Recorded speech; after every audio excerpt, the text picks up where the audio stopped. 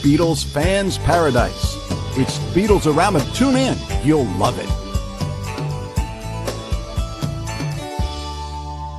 This is Pat Matthews of Pat Matthews Productions, and I want to welcome you to Beatles-A-Rama TV, your favorite interviews and video all in one place, right here on Beatles-A-Rama TV. Beatles-A-Rama TV is on the air.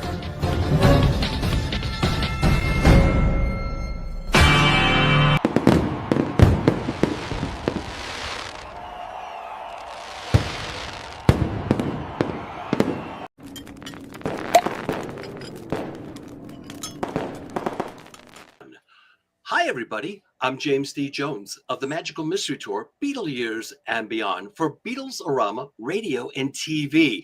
And I have an amazing interview. But wait, there's more. Not only is it an amazing interview, it is an amazing interviews with none other than Jude Southerland Kessler. Hi guys, this is Jude Southerland Kessler, author of the John Lennon Series, rocking right along with you to our favorite music here on Beatles-A-Rama. Hey, while you're listening, go to johnlennonseries.com and order Should Have Known Better, Volume 4 in the John Lennon Series, a researched, documented narrative of John's life, with the Beatles, of course, in 1964. Check it out, johnlennonseries.com. And the one and only Bruce Spizer.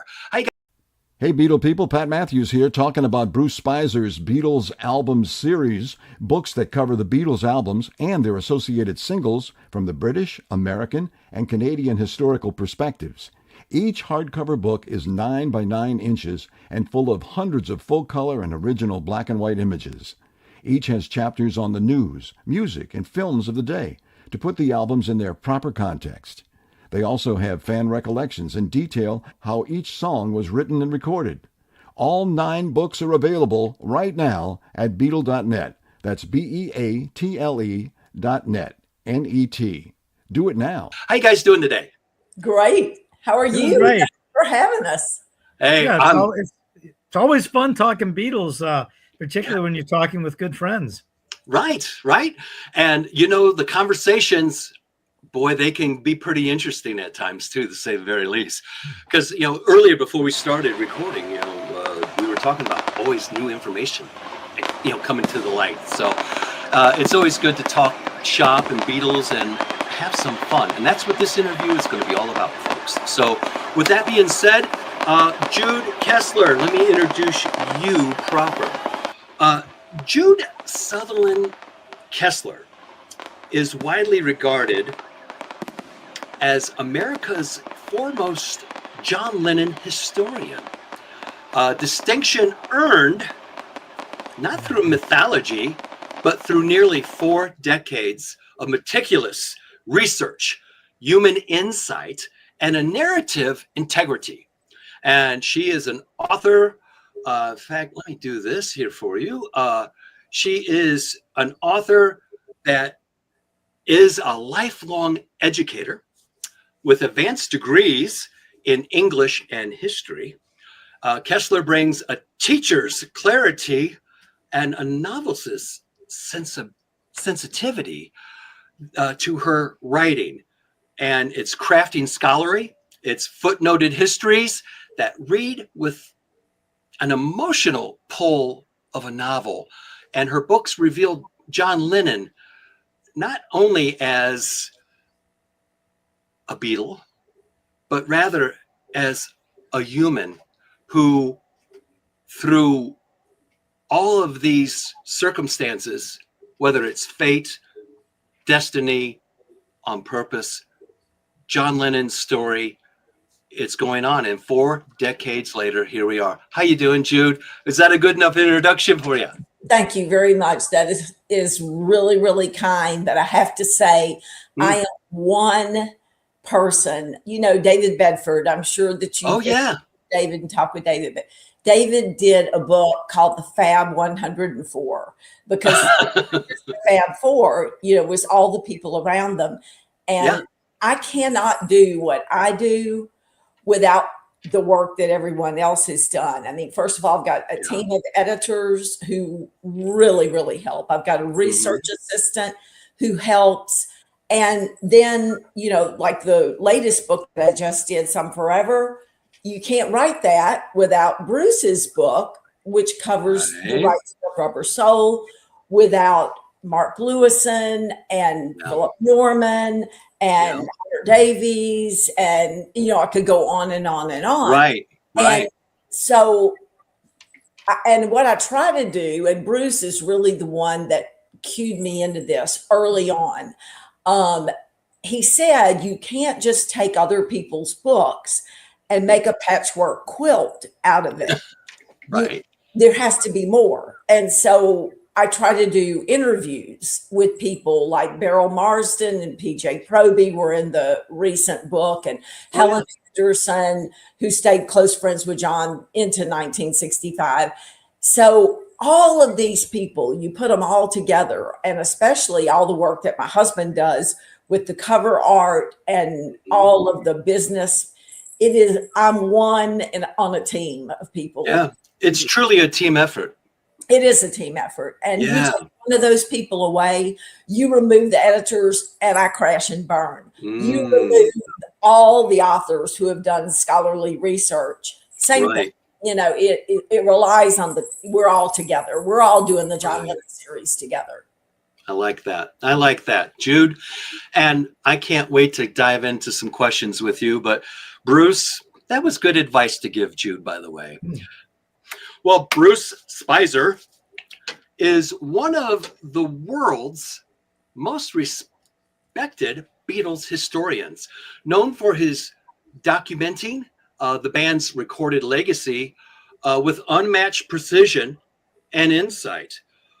A lifelong Beatles fan and a New Orleans native, Spizer brings rare combination of legalities and history together so that a fan can have a better understanding of what was going on the scene and also behind the scenes. And his books reflect that. And when I say books, I do mean books. And I was telling him early before we got started, I enjoy his books, but they make me crazy because if you don't get them quick enough, they're gone. There's such a big demand for it. So I'd like to welcome both of you here to Beatles-A-Rama Radio and TV. We're going to have a great time talking about some things. So Jude, let me start with you. We'll do ladies first, okay? And let's see, take that off. There we go. Jude, now, you have often described your work as fact, faithful narrative. How do you balance emotional truth with historical restraint, especially when the temptation to dramatize Lennon's life must be so strong and tempting? Oh no, there's no temptation to do that, because Beatles fans know they know every detail. And if you get something wrong, they are not reticent to let you know. So my greatest fear is veering off the factual path. Do not add any wit to what is fact, because somebody will say, hey, wait a minute, how do you know that? Where'd you get that? It's sort of like when I joined the Catholic Church and I went to RCIA for an entire year. And here is this little Methodist girl from North Louisiana, and I'm questioning everything. Where is that? Where did you get that? Tell me, what about that? And the priest finally was, any questions, not you, Jude. That's how I approach what I'm doing. I know there are people out there who are asking, how do we know that? So sure that if I say something, I mean, some of the things, like if I say John was depressed, okay, well, there's no documentation in 1965 that John's depressed, because that isn't a thing. You didn't go to a psychologist. You didn't go to a therapist. You didn't take antidepressants, but help. You didn't talk about it. You know, help. I need somebody. Help. Not just anybody. Help. If that didn't depress people, what is? You know, because some of the things you have to glean from what John is writing and saying and the way he's acting, and you have to glean that. But I don't try to veer off the very narrow factual path, because I really have to be careful. When I started writing, I had no earthly idea that there was such thing as fact fiction. Fan fiction. Yeah. And so I'm thinking, oh, I can write this as a story as long as I tell the truth, and people will love that. Oh no, they didn't love it. There's still people that won't buy the books because they think I'm making this up. So I'm very careful to stay right on that path. Yeah, I mean, it's important, because I do hear people say, well, yeah, Jude writes, this, fictionalized stuff. And I'm like, no, what Jude is writing is from a historical perspective. And a lot of historians have to do that because there are no videos of the Civil War. Yet historians can write about the Civil War.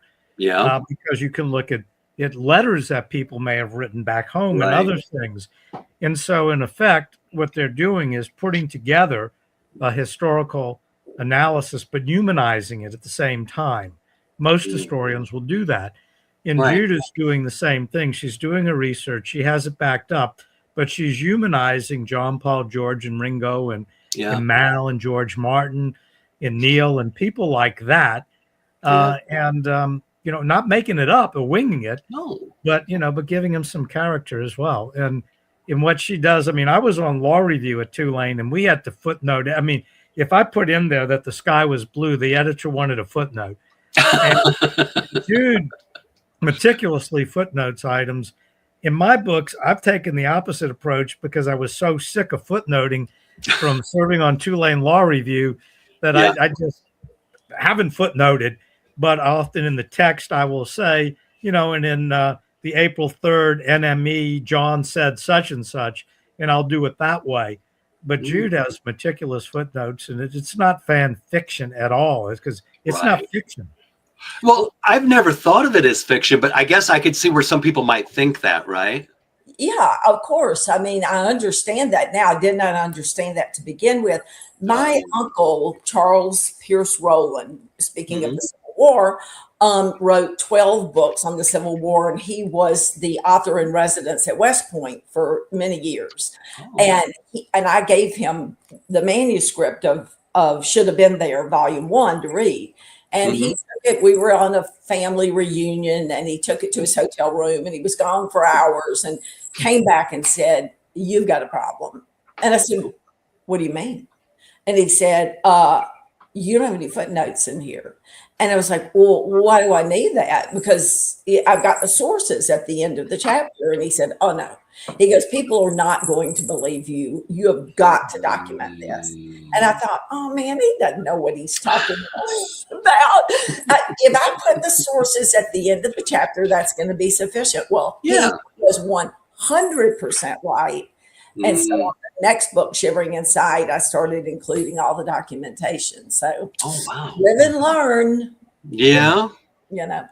Live and learn indeed. And let's with that, Jude, let's go back before you were writing books. Okay. What made you even consider this a path to follow? Well, I was the nerdy girl in elementary school that didn't go out for recess. I worked in the library when everybody else was going out for recess. And I knew I used to sit in the mimosa tree in my front yard in Alexandria, Louisiana, reading books. And I knew from probably 9 years old on that I was going to write. I went to college and decided to get 2 degrees simultaneously. one in history and one in English, because I wanted to write a book similar to what Irving Stone did, where the life story of someone is being told, like For Those Who Love about Thomas Jefferson, or Agony in the Ecstasy about Michelangelo. I knew that's what I wanted to do. And I thought, well, who do I know that I can write about like that? And I thought, oh, John Lennon. I know like everything about John Lennon.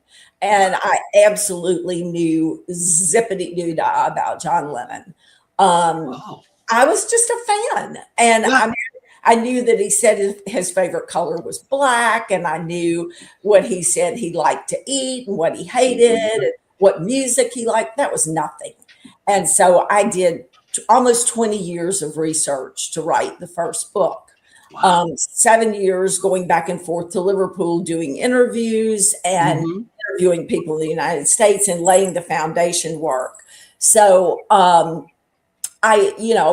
got my master's degree at University of Maryland in English, and then I went on to get a specialist degree and just stopped and said, I can't do this anymore. I have got to just slow down, because I was pushing through. I did college in 3 years, and then went straight into the master's program, straight into the specialist program. And I said, I've got to stop. So I stopped and taught school, but always waiting to write that book. That's what I think I'm here for. Just like that was your calling. Yeah, that's what I came to do. So. And you just wrote one book, Jude? Yeah. I know that feeling. Yeah, I'm just going to do the one book. All right, I'll make it 3. All right. And I think now it's not going to be 9. Clearly, 5. Book 5 is 2 volumes. So you've got 1,600 pages on 1965. That's just 1965. So it's clearly not going to be 9. 9 would have been cool because that was his number. It will be 9 if you count it a special way, and that's okay. Right. I like that. I like that. I do. Now, Bruce, let me go to you here. You've been doing this a long time, Bruce. I'm here to tell you. I've been doing this 1,432 years. 40 years. Yes. Anyway. Now, you've written extensively about the American versus the British Beatles releases.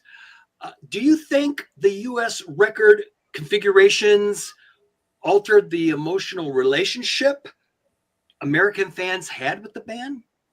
No, I mean, I think the Beatles would have been successful no matter what you did to a certain extent. But I think the brilliance of Capitol with the Meet the Beatles album was it was the perfect Beatles album to introduce the band to America. Yeah. Capitol's philosophy was hit singles make hit albums.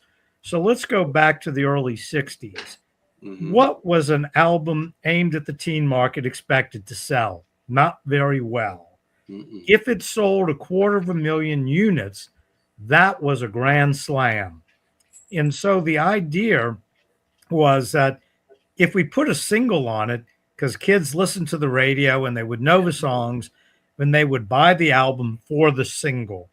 And many albums were constructed that way, in that they would have one, maybe 2 hit singles on it, and the rest was filler.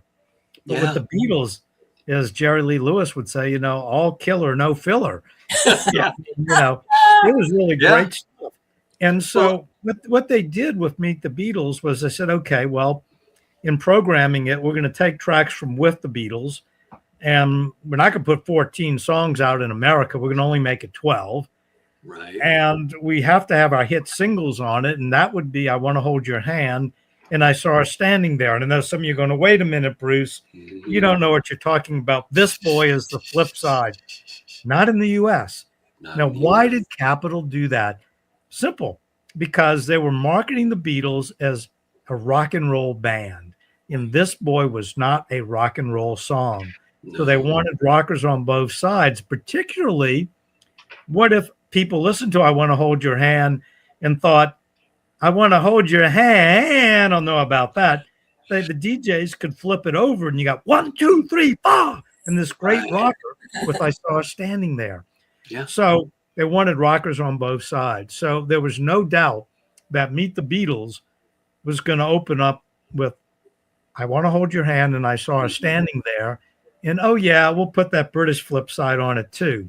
Yeah. And what they did was they took all of the songs written by members of the band, including George's song, and that gets us 11. And to get to 12, we'll take one of those 6 cover versions, not those obnoxious rock and roll songs, something mom and dad could like Till There Was You, because that's from the Music Man. Right.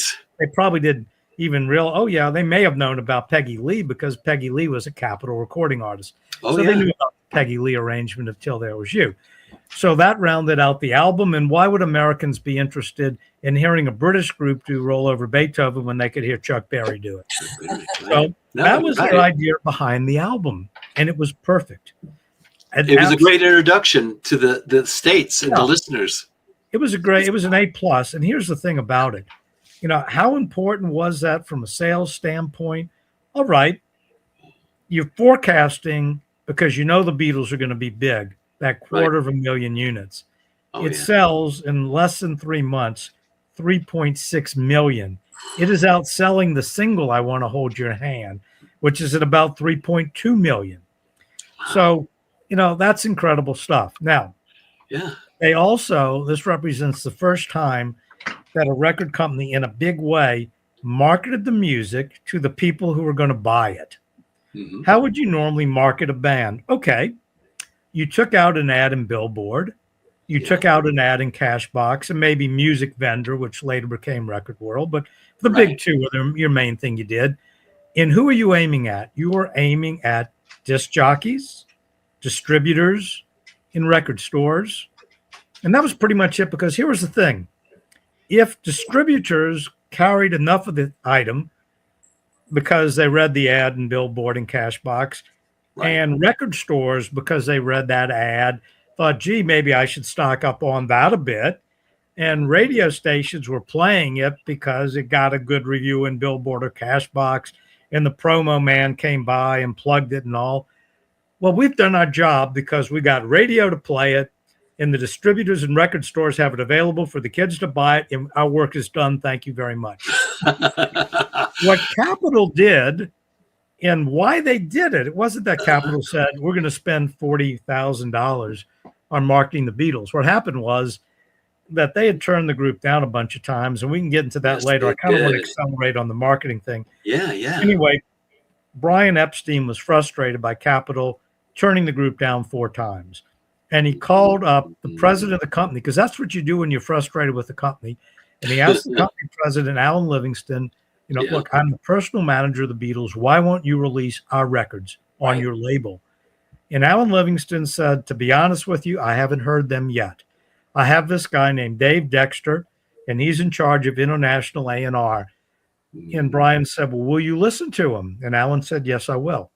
And so he told Dexter, I could just see him sitting in the Capitol Tower, hitting the intercom. Hey, Dex, can you bring me up a couple of those Beatle records? And Livingston says, Dexter told him, Alan, they're nothing. They're a bunch of long-haired kids. And he said, just the same, I want to listen to it. And he listened to it, and he heard something. Yeah. And so he called up Brian, and Capitol was a subsidiary of EMI, which the Parlophone label was part of EMI in the UK. Which meant they had an absolute right of first refusal. And, and Capitol could accept and put this out if they wanted to. And so Livingston tells Brian, well, we'll agree, we'll put out, a single. And Brian runs a bluff, and he says, well, no, I don't, we're not going to let you put out a single unless you market it properly and spend $40,000 promoting it. And Livingston, for whatever reason, agrees. Now, $40,000 is a lot of money, but in today's money, that's over $400,000. Wow. So that was unheard of. The normal budget for a single were 2 ads in a magazine, which might have been a couple of $100. Right. And so what they need to do is develop the Beatles campaign. And because the Beatles are British, they get the idea, the Beatles are coming, the Beatles are coming. Yeah. And they also get the idea, we're going to have these magazines, and we're going to call it national record news, and it'll be nothing but Beatles. We'll get kids to put it in record stores. We'll have these stickers of Beatles are coming. We'll do all these things to promote the group because we got to spend $40,000, and it pays off handsomely. But even Capitol says, look, yeah, we put a lot of money behind this, but if the talent wasn't there, it wasn't going to sell. Right. So now, why am I so interested in the marketing? Jude told you about her educational background, so I'll give you a little of mine. That's what I was going to ask you. I wanted to get like Jude. Look, why am I going to spend 4 years as an undergrad when I can spend 3 years as an undergrad? And why am I going to spend 3 years just getting a BA in economics when I could also take that first year of graduate business school and do a combined undergrad graduate degree so that in 3 years' time, I have a BA in economics. The next year, I finish up business school and I have an MBA, and then I'll go to law school for 3 years. Yeah. So in 7 years, I got 3 degrees. Wow. And then rather than jump into it, I clerked a year at the Louisiana State Supreme Court to kind of give myself a little bit of time to relax before going in the fast track of a downtown law firm in New Orleans. Right. So that was kind of my background. But one other key thing, and that was I loved music from a very early age. My sisters were older than me, and they had radios. My first 2 sentences were, Daddy, I want an ice cream cone. And he was so impressed, he took me to get an ice cream cone at the drugstore. My second sentence was, Mommy, I want a radio. And they went out and bought me a radio. So when I was 2, I was listening to the radio, and I only ever needed about 5 hours sleep. So I would be listening to music constantly because, the radio would be on all night long. And when I would wake up, it would be on and the whole bit. Yeah. So I had that. And then when I was in high school, I was photography editor. Remember back in the 60s, our cell phones did not have cameras, right? Right. So we didn't have cell phones, obviously. That's right. So I had a Nikon camera, and I loved to take the photographs, and don't take my Kodachrome away. But, basically, my parents were going on a trip to East Africa. My dad was a doctor, and it was going to be a medical convention in Nairobi. My dad went to the store and got a Nikon camera because he wanted to take pictures, because after his convention, we were going to go on a camera safari and see these beautiful African animals. And so my dad thought it'd be fun, and he took some pictures, and he showed me how to work the camera, and I took some pictures. And when the pictures came back, my dad said, your pictures are much better than mine. You have an eye for this. The camera's yours. And he went and bought a second Nikon camera for himself. Aww. And so I really enjoyed taking pictures, and I ended up being the photography editor for my high school yearbook. Now, why is that important? Well, because I like a simple, logical, visual layout that makes sense. And I remember one of the first Beatle Fests I was at, some publisher, a guy who worked for Random House or one of those places. Yeah. He looks at it and he says, your books are laid out like a yearbook. And he says, and I don't mean that as an insult. And I laughed and I said, well, I was photography editor of a yearbook in high school. That's fun. So that educational background. And then I played in a rock and roll band. So not only was I listening to music my whole life, but I was playing music, not at the level of the Beatles, of course. And yes, we did a lot of Beatles songs. Of course. And so, it kind of made me, in the sense, with all these different backgrounds I had, being a lawyer, being, a CPA accounting background, where I could read contracts, I could read royalty statements, I understood music. I think it made me uniquely qualified to write about the type of books that I wanted to write. And my goal was, I was very influenced by a handful of books. One of them, of course, was the one that Wally Prodojak and Harry Castleman did, which was the first real book to dive deep into the Beatles, music like that. And then Mark Algren's, book where he would just, write about each record and how they did on the charts. Very brief, but do that. Yeah. And then the depth of Mark Lewison's research. Oh. These are the things that influenced me. And I said, I want to do a book that I would buy myself. And I want it to be visual because I'm a very visual person.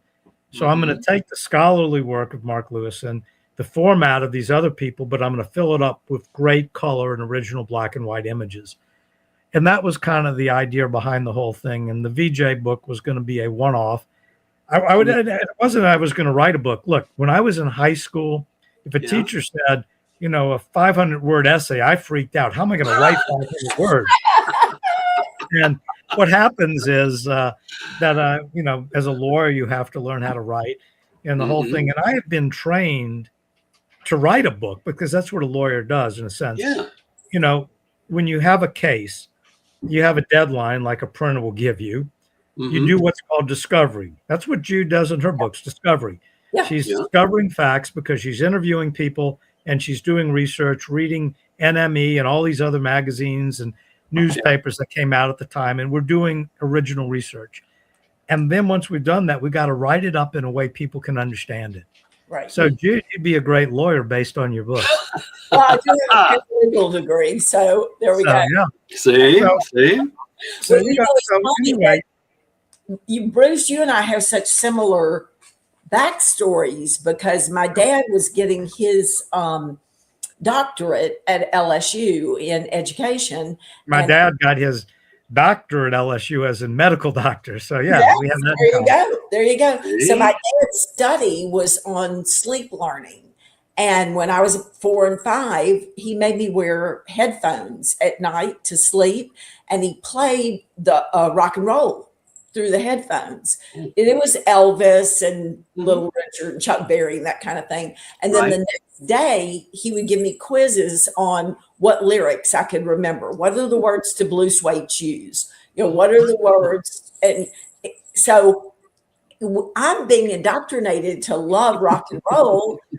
Which is the music that the Beatles were listening to. Yes. Right. Yes. That's what inspired them. We have really similar stories. Yeah. And, in my case, of course, when I listened to the radio at first, what I thought was that the group would go into the radio studio and play and sing their song. And then they would get in a station wagon and they'd be driven to another radio station. I didn't know what records were. And so my sisters told me about records and they had a few.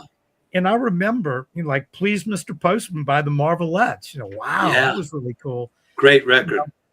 I remember that one. They also, for some reason, had Money by Barrett Strong. I don't know how that happened.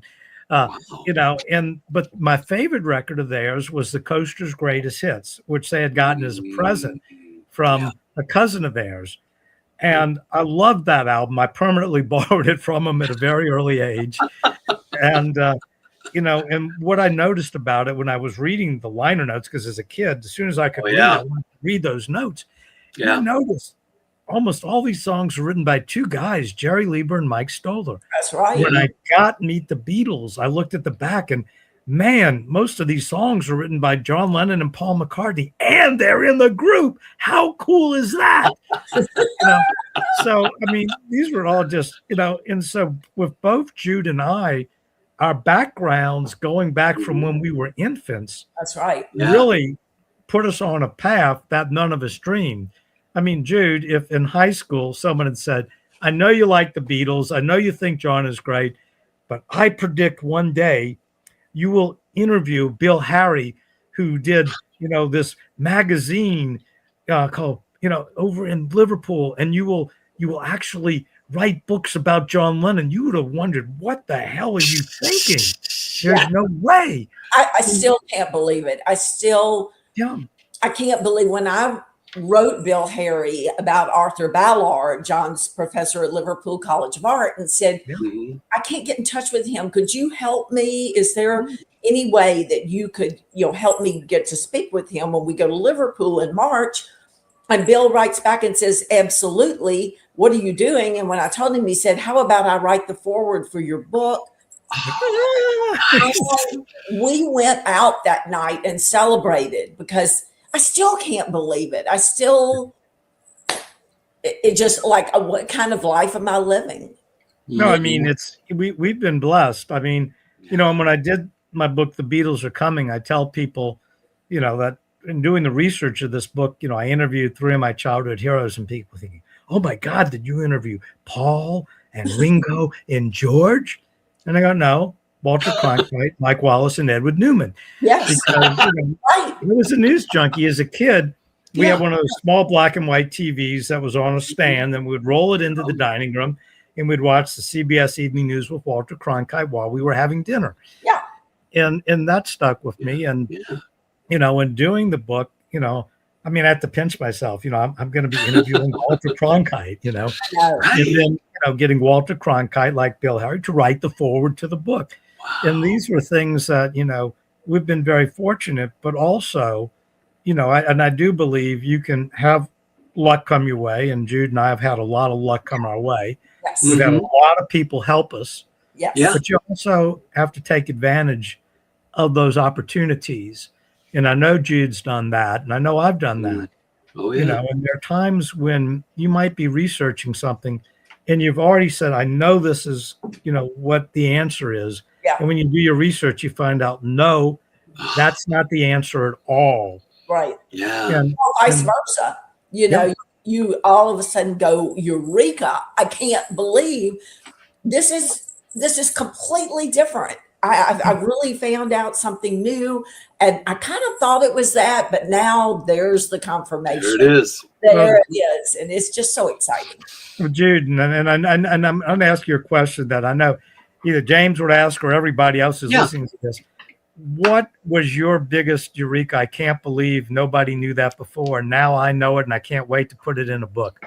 Yeah, I think mine was, and you and I have discussed this many, many, many, many times, but I'm reading the anthology in early 90s. And Paul says, yes, we were on the Roy Orbison tour bus, and we are inspired by Roy, but competitive with Roy. And he's singing these songs like Pretty Woman. Well, it wasn't Pretty Woman, because unless it was the germ of Pretty Woman, because that doesn't come out until 64. Right. And they're touring with him earlier. And, and we're so competitive that we sit down and we write this song and we record it. And it is From Me to You. Well, of course, it can't be From Me to You, because From Me to You is recorded on the 5th of March. It's in the can. That's done and dusted by the time that they're on that tour. So what is the very next song that they hone and really brush up in Newcastle on Tyne, in that hotel room in Newcastle on Tyne? It's She Loves You. That's what they're working on in the bus. And Roy Orbison has Pretty Woman. Yeah, yeah, yeah. Yeah, yeah. There's so many. They work on it for several weeks, and then they brush it up. So when I felt like that song had some weeks of germination and improvement and polishing. And sure enough, when I read that, I was like, oh, there it is. There it is. They were working on it for several weeks. Yes. Oh, nice. They go into the hotel room and get it all ready to go. And yes, the next day they go to Forthland Road and they sing it for Jim, and he, you know, yes. Right. So for people that are new, he says to them, you know, why use this Americanism? Can't you say yes, yes, yes? And they're like, oh, no, Dad, you don't get it. Now, and you wonder what things, and, you know, the other thing too is not only that, but obviously Orbison, but also the Marvelettes, you know, wait a minute, Mr. Poe. Oh yeah. That's right. And so they're working on that. It's not, the Beatles did one thing that Bruce and I do. It is our mantra, and that is work. Work. He works a full-time, busy and intricate job, and then comes home at night and works on books. Yeah. We go to every convention. We do everything we can do. Most people who self-publish sell 80 books. That's the statistic. Wow. We've sold 1,500 books is, you know, just unheard of for self-publishing. It is. And so, and you know, we really work to make sure that that doesn't happen. And the Beatles mantra was work. If it means something on the tabletops in a strip club and covering up with the tablecloths, as they did in Liverpool, Janice, the stripper, Alan Williams Club. If it means living in the Bambikino, this behind a theater in a concrete building where they're bathing in the sink of the theater with cold water, no hot running water, they're going to do it. They're going to do whatever it takes. And so it's not surprising that they worked on this song for several weeks before it became one of the biggest hits. So that was so exciting. So exciting. I mean, and the other thing, mantra of the Beatles was give people good value for their money. That's right. And that's something that Jude and I, when we're doing books, make sure we're doing. You know, I mean, Jude's books are, big, and they're not big for wasted things. She's putting in a lot of information. She's showing you meticulously what my sources are, so people will, won't say, gee, I bet she made that up, what does she know? And all that other foolishness. Right. And, and in my case, I'm doing a hardcover book, and I'm putting in 200 to 300 images that are, throughout the book, rather than, 8 pages in the middle.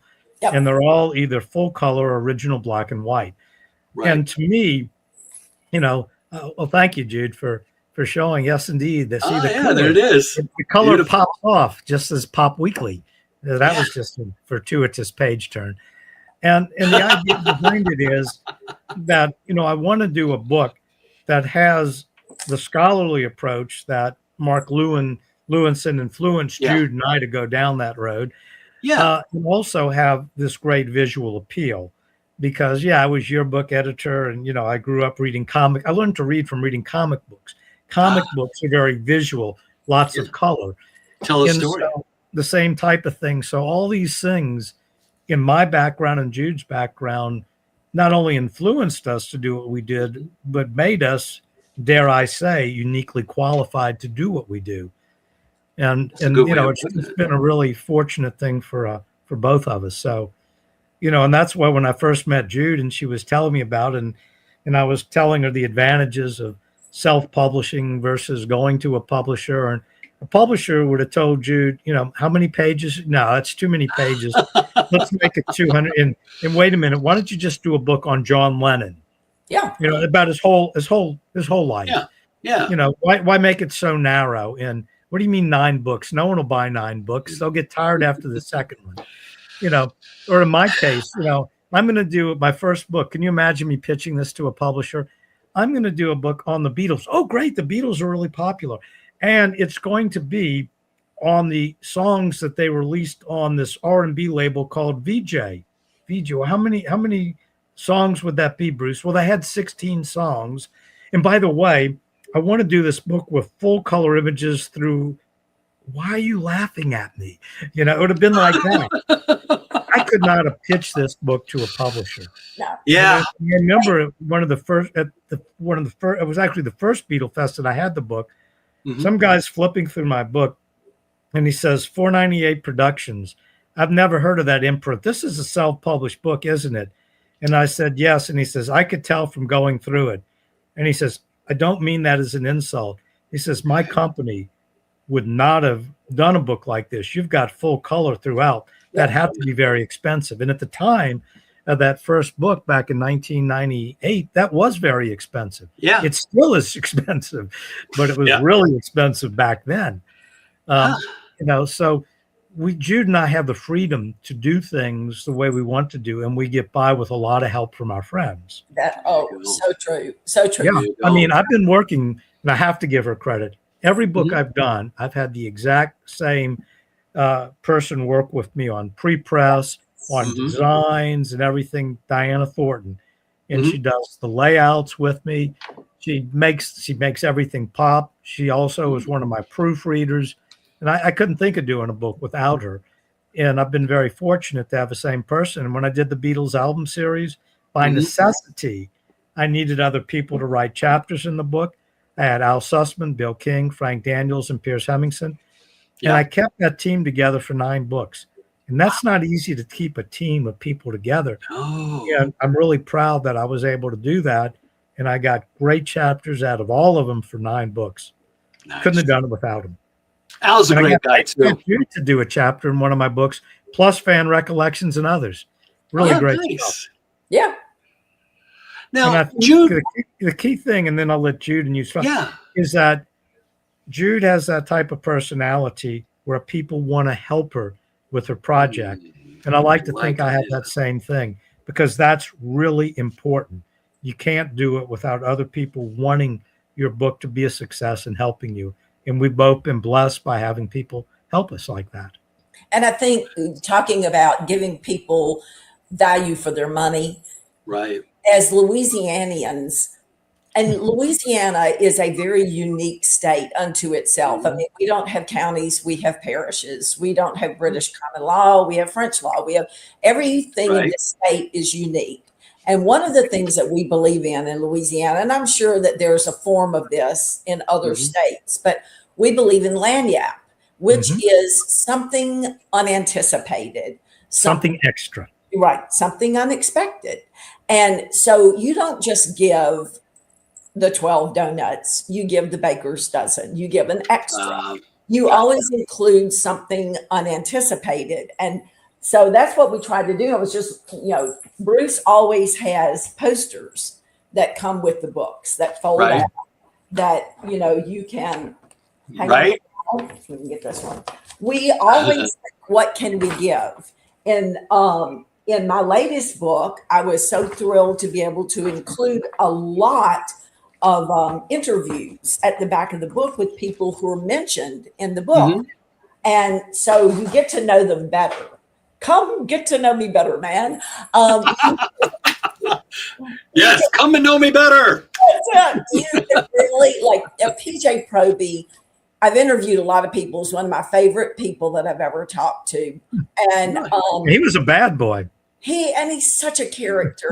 I mean, at the end, he goes, "You can call me anytime, darling." PJ Proby is so much fun, and he's so charismatic. He's one of John's closest friends in late 64 and 65. The Beatles loved him. And so I was excited to be able to include that. And Beryl Marsden had a big hit. Dude, I have to ask, so when you interviewed PJ, did you tell him doing this was something very special for me? That means a lot. I love it. That's good. He, that must have been so exciting for him to have that song given to him by John and Paul. And can you imagine? He does a great job when he records it. But the main thing that he wanted to do was to clear up this rip pants story. For people that or don't know PJ's story, he was performing in 64 all across England in small theaters, and he's very sexy. And the girls, he was a cross between Tom Jones and Elvis. He had the Beatle haircut, but he's really doing a Tom Jones-esque show. And so he does all the Elvis gyrations. And then at one point, wearing a costume, this is not clothing, it's a costume. You know what costumes, when you buy them for Halloween, they're not well made. So these velvet pants and velvet trouser costume, and he slides across the stage. Well, when he does, the pants rip at the knees.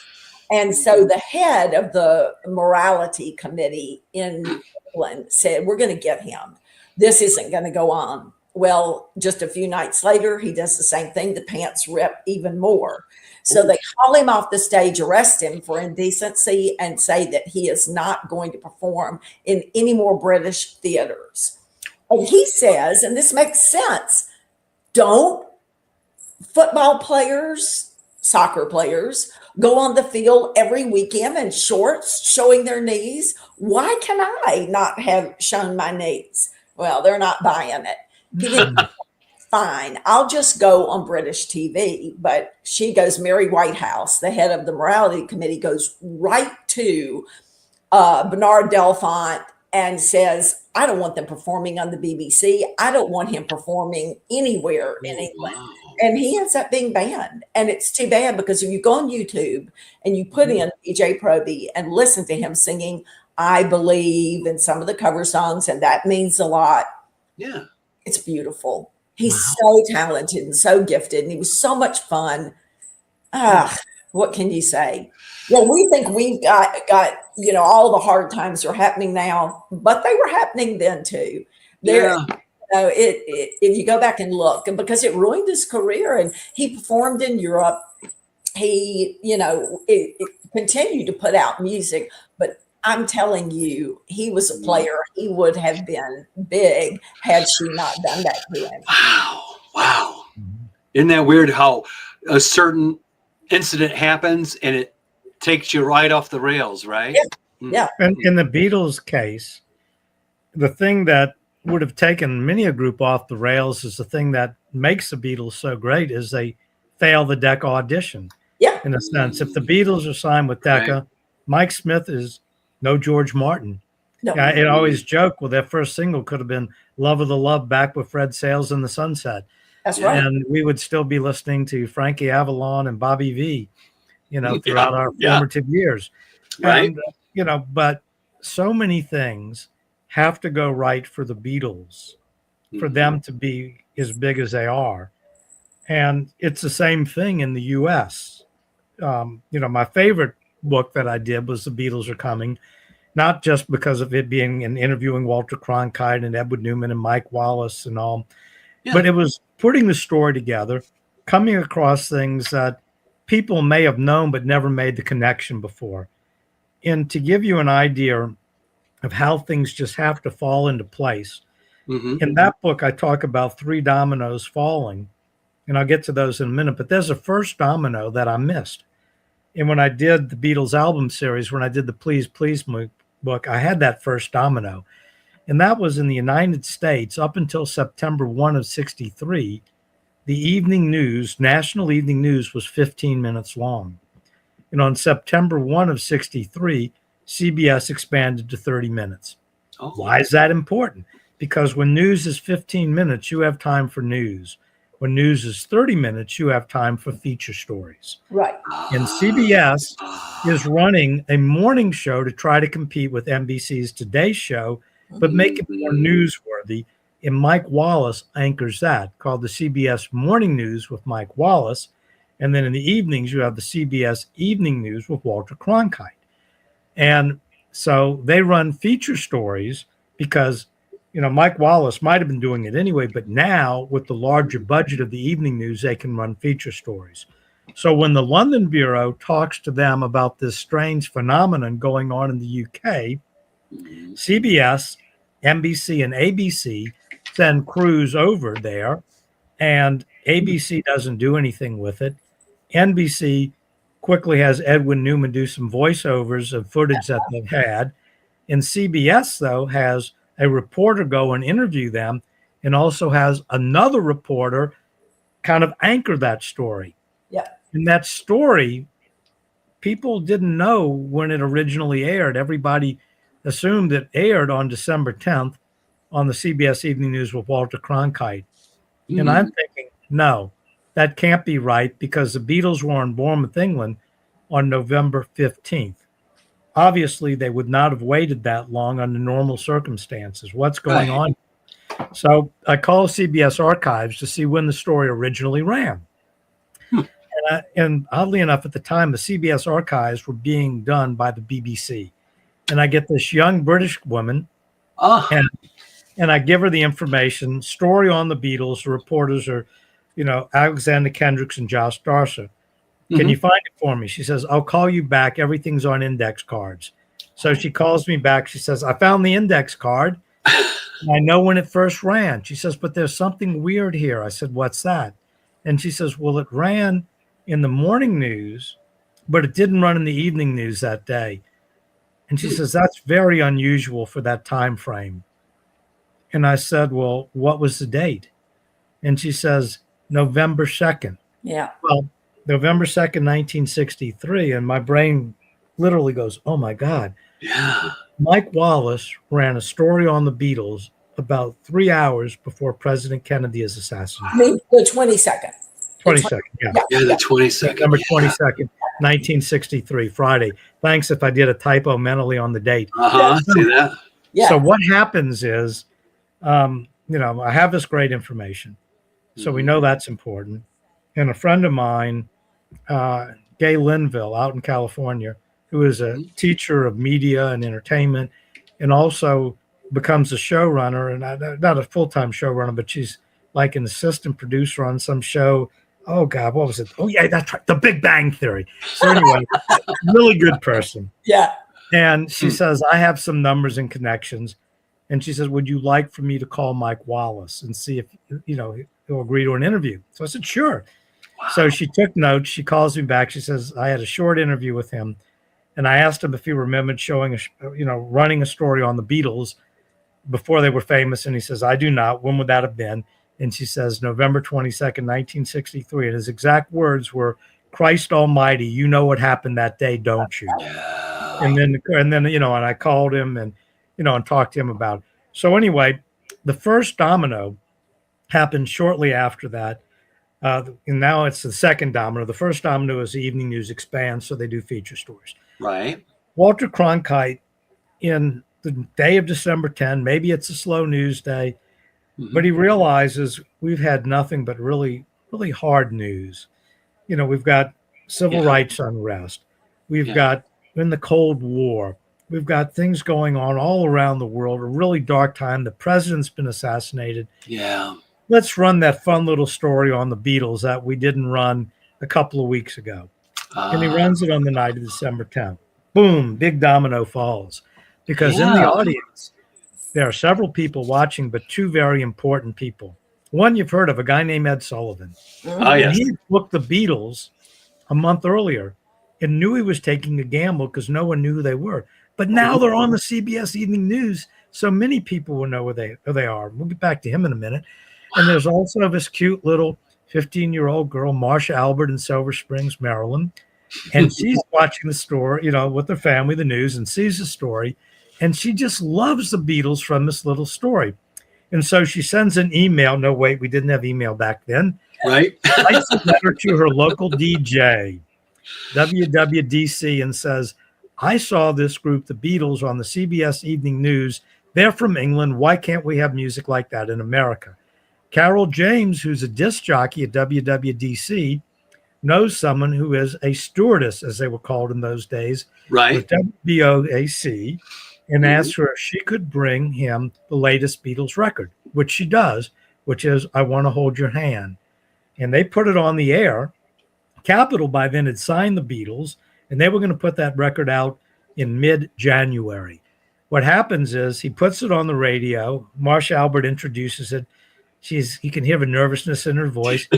Ladies and gentlemen, for the first time in America, here are the Beatles with I Want to Hold Your Hand.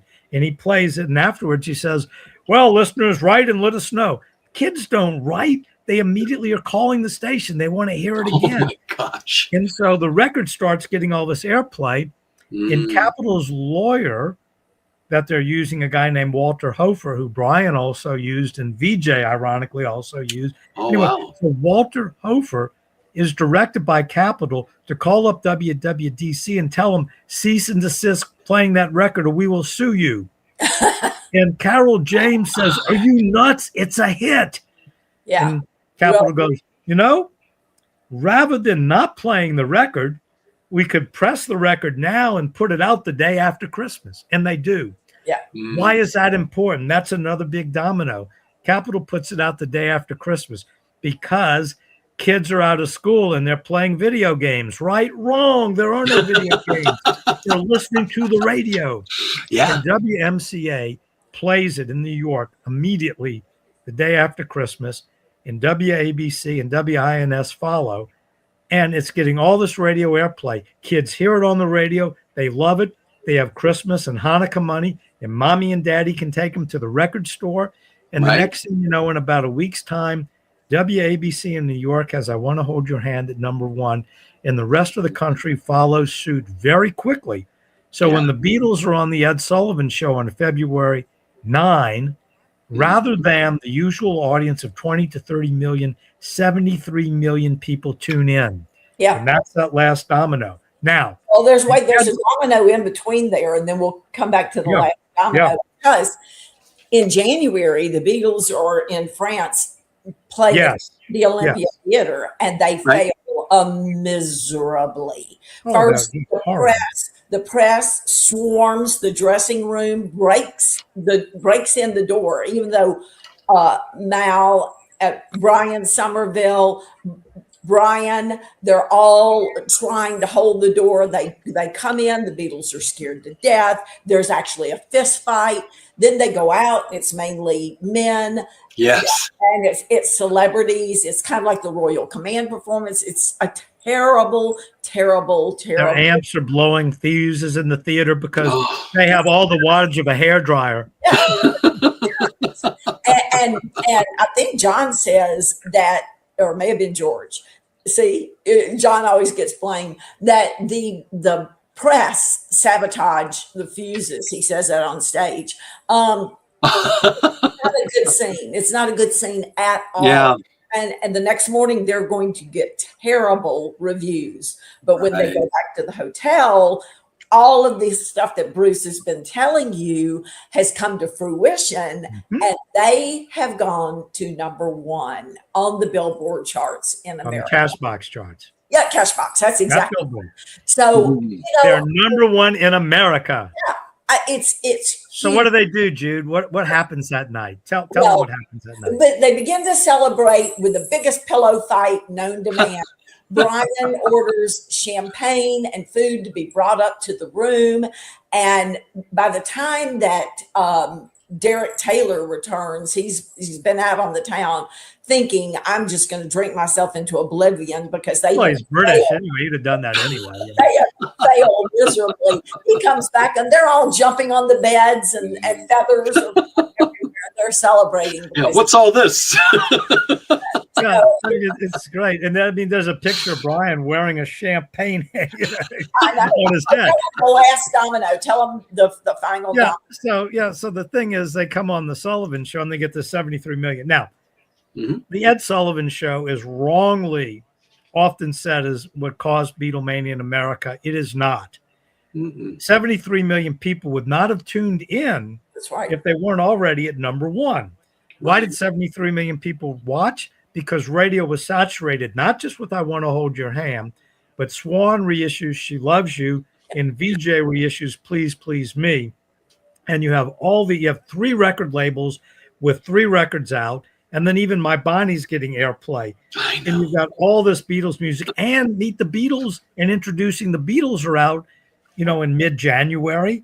Right. And all of a sudden, radio, even AM, is playing album cuts by the Beatles. There's demand, for all this.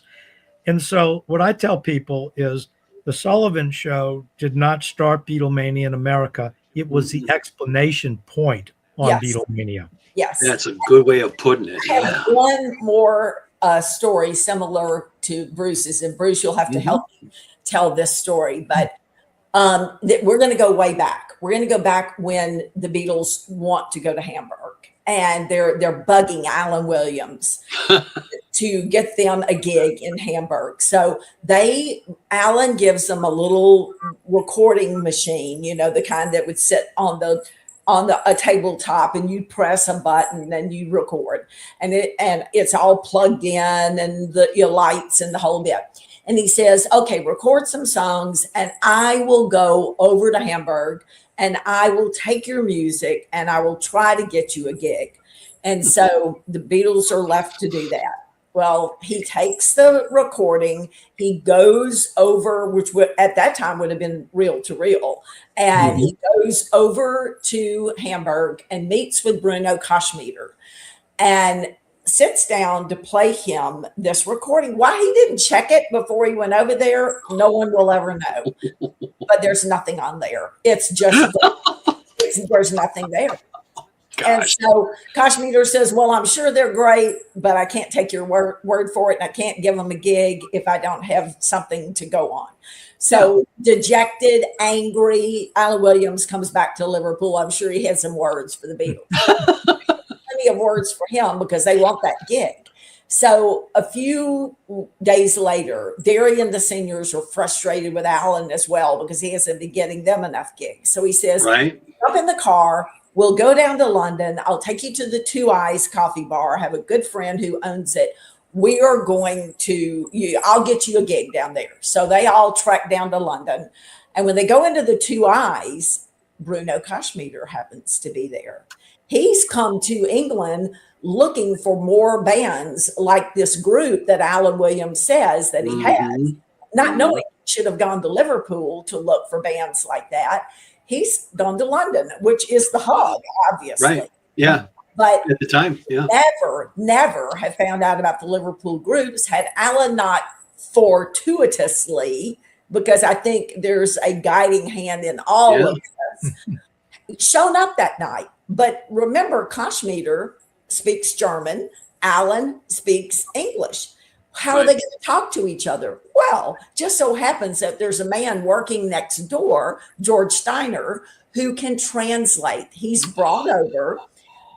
Alan, they listen to Derry and the Seniors. Alan happens to have a recording by the Beatles, which gives to him. And because of that chance meeting, of course, the Beatles go to Hamburg. They hone their craft. They learn to be not a good band or a so-so band. They become a great off-the-charts band because of a random. There's so many, Bruce, right? So, there are. That's the thing. And it's, I was talking with Mark Lewison about that, where, if you made a list of all the things that had to happen to have the Beatles be what they were and have all the things go their way, the list is just so long. It's it's like all those dominoes. What if CBS News had, kept the news at 15 minutes? Yeah. You take one of those dominoes out, it may not have fell the way it would have. Right. Yeah. What if Marsha Albert wasn't watching that night? Yeah. What if you'd been to Alan Williams to tell him to mock Shaw? I mean, what you take any one of the players out of it, remove George Martin, everything changes. Oh, yeah. Remove Alan Williams, and I think everything changes. He is underrated. He really had an impact on who they were. You take out Mona Best, and everything changes.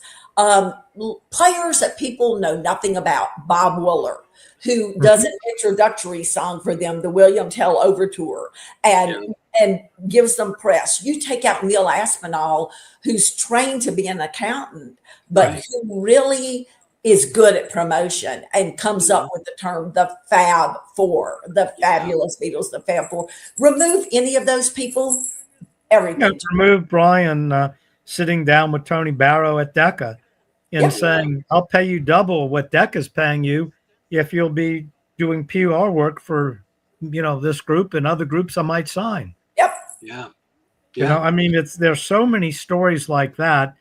And, you'll come across those stories, obviously, in Mark Lewison's books, obviously in Jude's books, and in my books. And that's the thing that is exciting about writing about the Beatles is, you are writing about something, and some things when I write about it, I'll say, wow, nobody knows this. This is really great. Sometimes I'll say, some people know this. But I tell you, every book that Jude's written or I've written, I guarantee you will learn something new in that book. No matter how much you know about the Beatles or John Lennon or anything, you're going to learn something new in our books. And I know that for Jude and I, those are those exciting moments. I mean, this may be a little thing, but it's something I always wondered about, and maybe you all did too, was, A Hard Day's Night, the soundtrack album is on United Artists Records.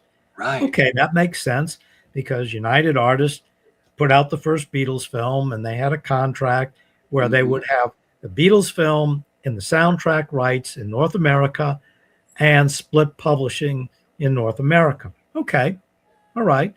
Well, why on earth is Help on Capitol?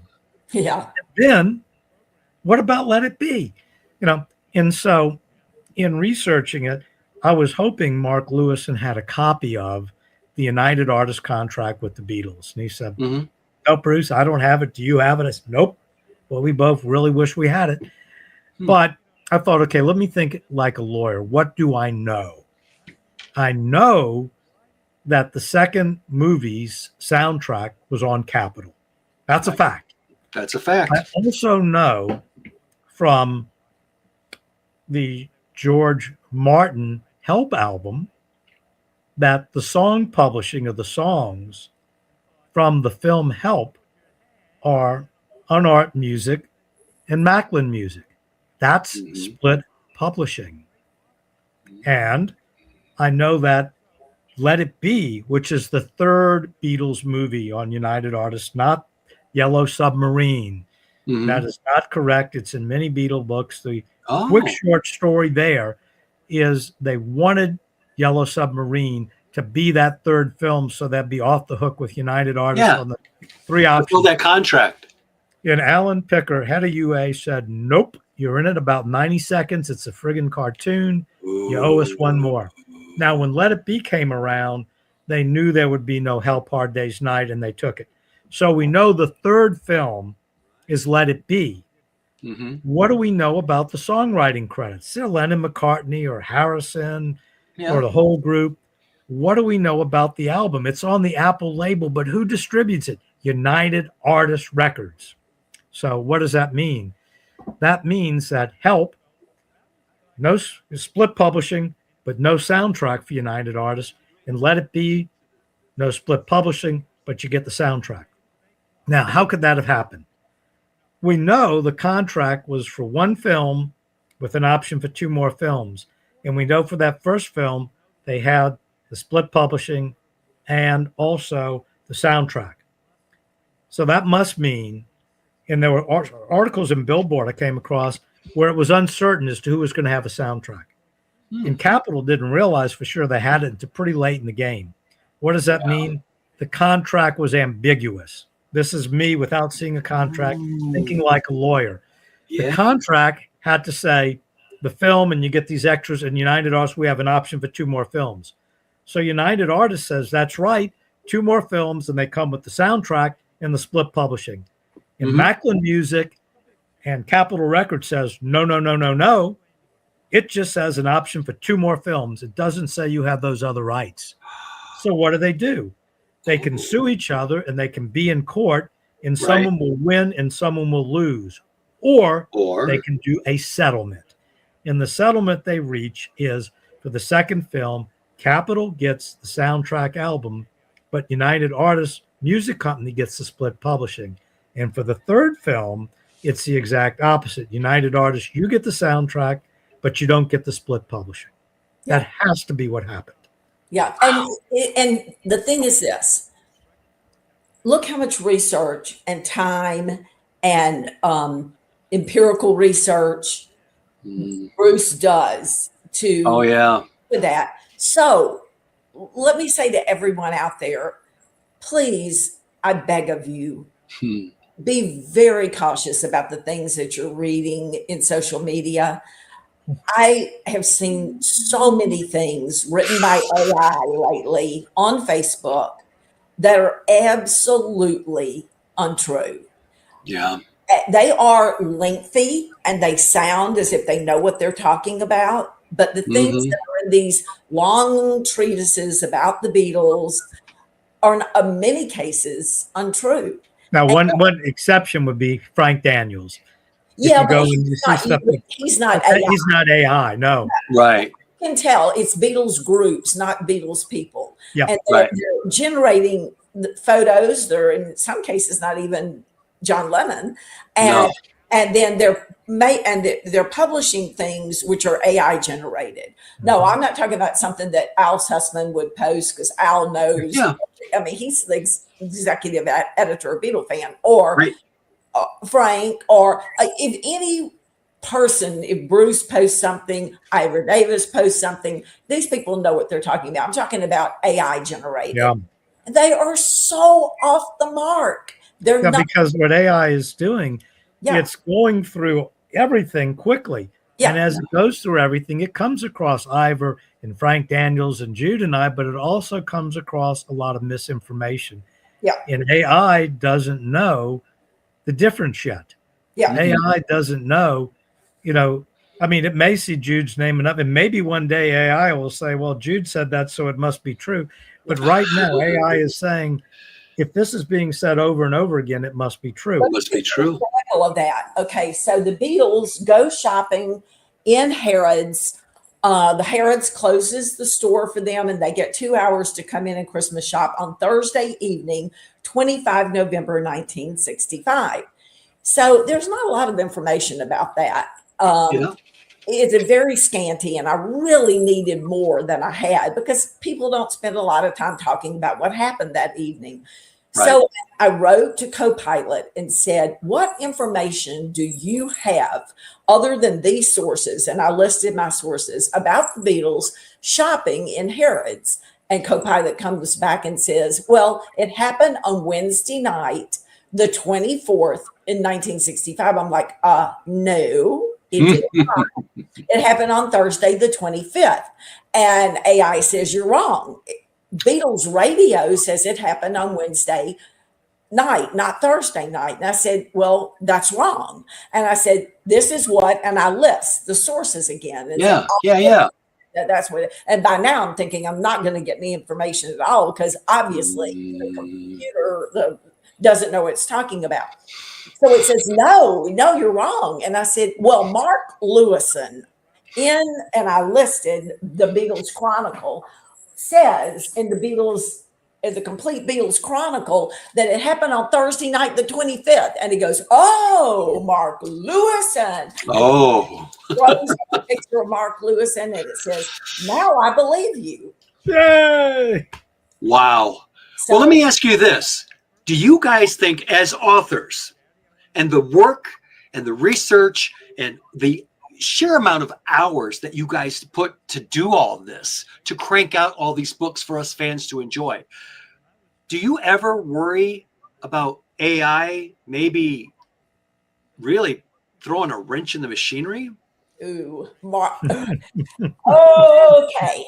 So I'm all about using any kind of research help that you can get, but you have to be extremely careful. You have to be very, very careful. The narrative on John Lennon alone is being changed. Now, let's go back to the 1980s. In the 1980s, John went from a human being to a saint. You know, he was this great peacemaker, and he's in the white suit, and there's a dove on his shoulder, and he's just this great, great guy, the best guy that ever walked on planet Earth. Not true. John would hate that. It would make him sick. But the narrative now is changing. You see so many AI-generated articles about how he was a wife beater. Not true.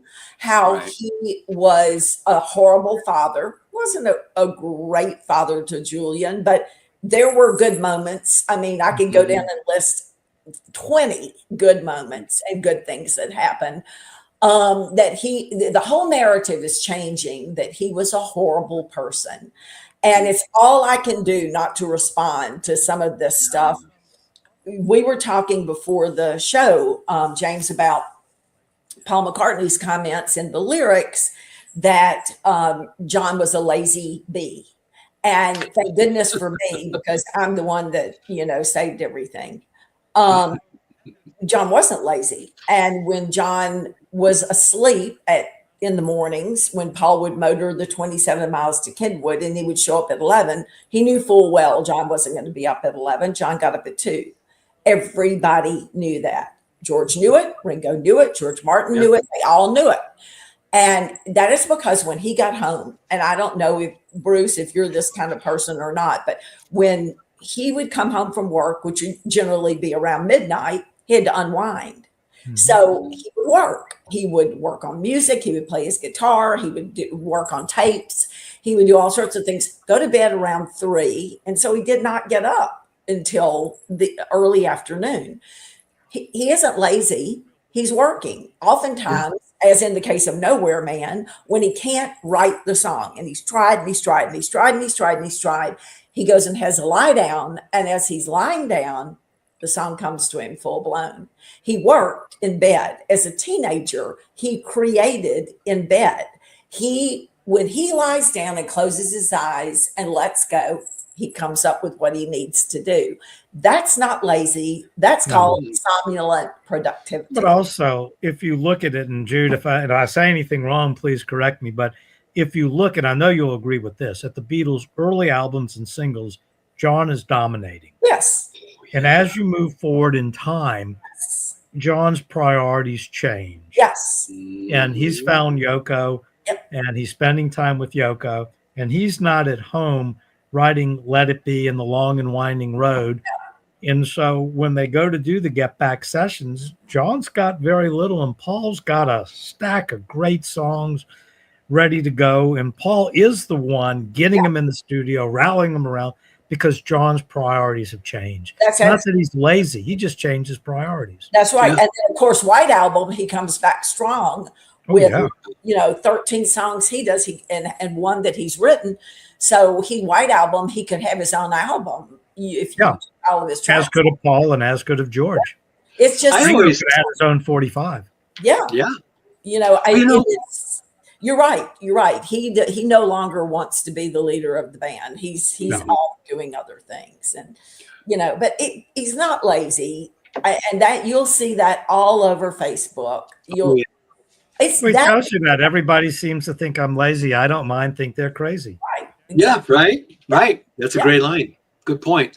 Well, and when you look at like the White Album, to me, the White Album is like it's like a crystal ball in a way of what they would sound like as solo artists at times, at least to me. Yeah. I mean, it's my favorite album. Is it their best album? No. It's my favorite album. It's a fun album. Yeah. It is a fun It's album. the variety of the music. I grew up with top 40 radio. Yeah. And it's like the ultimate top 40 experience, because you've got rock and roll, you've got those Beach Boy harmonies, you've got the beautiful finger picking ballads like Julia, you've got George with some stuff with Eric Clapton guessing, you've got Bungalow Bill, you could go on and on. You've even got an experimental song like Revolution 9, which, by the way, it belongs on the White Album. Now, It does. by the same token, thank God they didn't put What's the New Mary Jane on the White Album. I'm glad they drew the line there. Woo! Because that is and I know, Jude, you like John, but that is my least favorite Beatles recording of all time. What's the New Mary Jane? I It know. was co-written with Magic Alex. Need I say anymore? Yes. But I'm on the other end of the spectrum, because my favorite is Live at the BBC. Oh yeah, that's a good one. Yeah, it is. It is. And you know why? And That for was many of us, if Mal, meaning machine, this Mal software, if we get that, with this learning and the whole bit, and can you imagine the Hamburg recordings where you can hear clearly the guitars and the vocals? Yeah. I really believe, and I hope I'm right, Peter Jackson is working on that, and he's excited about it, and someday it's going to come out, because it's a hard listen for me, because I grew up with really good quality fidelity. Yeah. And it's just difficult for me to listen to it. And I know I'm missing out on so much by only playing it a couple of times in my life. So But can you imagine how great that will sound? Can I ask a question, James? Yeah. To Bruce? So, Bruce, do you think that Now and Then is the last Beatles record? Do you think it's the last one we're going to get? It's not the last thing that'll be released. But do you think it's the last time that I don't think they will do any more songs really like that. No, I don't think they'll create anything else. And the reason I say this is that with Now and Then in Free as a Bird, Right. You had 3 songs that you had a John Lennon vocal. Yes. You had Paul, and you had Ringo, and you had George. Yeah. And now we got Paul and Ringo. And if Yoko gives another tape, there's no George. But couldn't we take something off of something else that he's done and use that? I mean, You could take a George solo off of something and maybe graft it onto something. But Paul sort of did that Now and Then. Paul plays a solo that is pure George. Right. Yeah. But I would stop and make it the last Beatles song. Look, if they want to release Susie Parker, hey, I'm all for it. I love that song. I do too. You see it and Let It Be and stuff like that. But I don't think there will be any new Beatles songs created Yeah. Oh, And I mean, I'm thinking about, some of the things like Leave My Kitten Alone that we could take and do something with, or I it's don't good enough as it is. but I'm just thinking, You better leave my kitten alone song there, Jude. Leave it alone. But, and look, and we need to clarify one thing when we're talking about AI. Right. Let's make sure everyone understands what now and then is and isn't. right. Now and then is not an AI created John Lennon vocal. No. What AI did with Mal software was machine assisted learning. The machine learned what John's voice sounds like. Yes. And so what it did was it stripped away everything off on that cassette. The outside noises from, John's apartment with the window open, John's piano playing on now and then, because it wasn't that good. It was a demo. Right. But it kept John's vocal. And then Paul recreated what John was playing. Right. And then you have a bridge that Paul, and Ringo work on. George did some guitar work on. They did acoustic guitars on it, when the three of them were together. And then when Paul and Ringo, and they got together and they created Now and Then, what they were doing is using different elements from multiple time periods. And they made it work well, but nothing on that is artificial intelligence created. Right. And you can tell because when there is, and there are plenty of them, John Lennon AI created songs, it's pitched too high. Yeah. It's not right. It's off. Yes. It's as they say in football, he's out of the pocket. But there's one exception, though, and that is that I think somebody went back in time and, put out a record by the Knickerbockers called Lies, because to me, that's John Lennon's greatest. It does sound like single. John. It's not John Lennon. It's a great song. Yeah. It is. It's just like Sister Golden Hair is a great George Harrison song he never did. Oh, that's really true. Yeah. Yeah. So yeah. it's fun to see how the Beatles have influenced people. Oh, Right. Before AI, obviously. And the other thing, and I tell that'd be people, a great book for someone to write. yeah. I got enough. Anyway, to me, I view the Beatles as like the world's biggest sponge. They sponge up all these different influences. Chuck Berry for rock and roll, the Everly Brothers harmonies, country and western, all these different things. Fats Domino, of course. Let's not forget him. Larry Williams, New Orleans rhythm and blues. Yeah. Elvis, of course. All these different elements, the big bands that they heard as a kid in their own houses, and all these things. And they take these things and then they release it back to the world.